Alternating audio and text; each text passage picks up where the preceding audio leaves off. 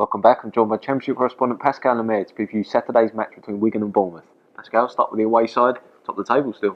I was still up there. Obviously, it was a decent win on Friday night against Watford. They got quite lucky early on with the red card. It should never have been a red card. 26 seconds into the game, Watford get reduced to 10 men. Callum Wilson got away from Angela and got wiped out, but there was a covering defender there. It was never a red card. It should have only been a yellow.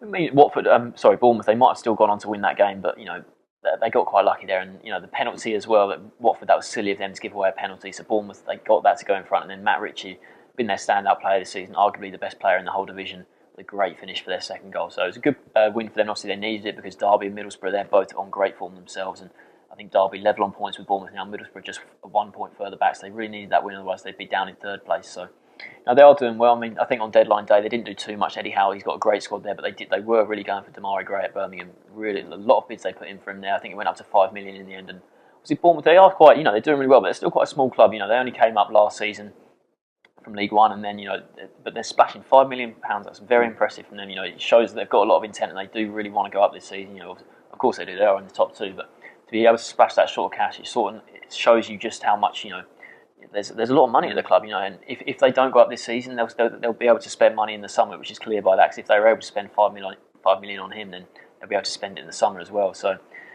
They couldn't get him, but they've still got a very, very good squad there. So first in the table, and they're playing a side right down at the bottom here.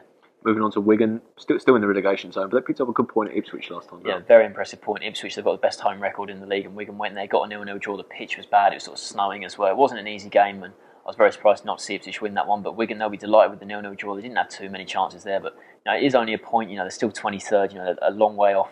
Getting out of safety yet. And with Blackpool winning a game, Blackpool are closing in on them now. The team below them in the table, so a long, long way to go. I mean, they were much busier on deadline day. They signed 3 players. Leon Clark probably will be the most influential of the 3. He's been at Wolves, not done much for them this season because Wolves needed him quite a lot this season. They had a lot of other players injured, and Leon Clark had to step up.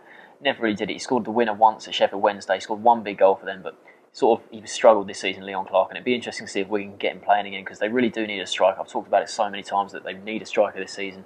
I mean, Andy Delort, he came in the summer from Tours, had a really good season in France, but it never worked out for him. He's now gone back to Tours on loan for the rest of the season. So I think Wigan, they've signed all these players, but they've lost so many key players as well. You've got McManaman, Maloney, Watson, they've all left. So Wigan, they do look like a side in such real trouble. It's only 2 wins since August, 2 wins in 24 games, which is just a terrible record. They should be in the relegation zone. I mean, and I've said it loads of times. I picked them to win the league at the start of the season, which is obviously an awful prediction looking back at it now. But I still think they'll have a little run and maybe get themselves up there. But they're still a long way off, and still really right down there. It's a tough game against Bournemouth, who will enter the match as favourites. What's your score prediction for this one? I think you have to back Bournemouth here. Bournemouth, they're flying up there. I think Bournemouth, they've got a lot more firepower. I mean, Ipswich last week, they were without Daryl Murphy, so I think they sort of struggled just to break down Wigan. But Bournemouth, they've got so much talent going forward. You've got Callum Wilson, Morgan, Matt Ritchie, Mark Pugh on the wings. They've got so many attacking players, obviously most goals in the league this season. So I think I'm going to back Bournemouth 2-0.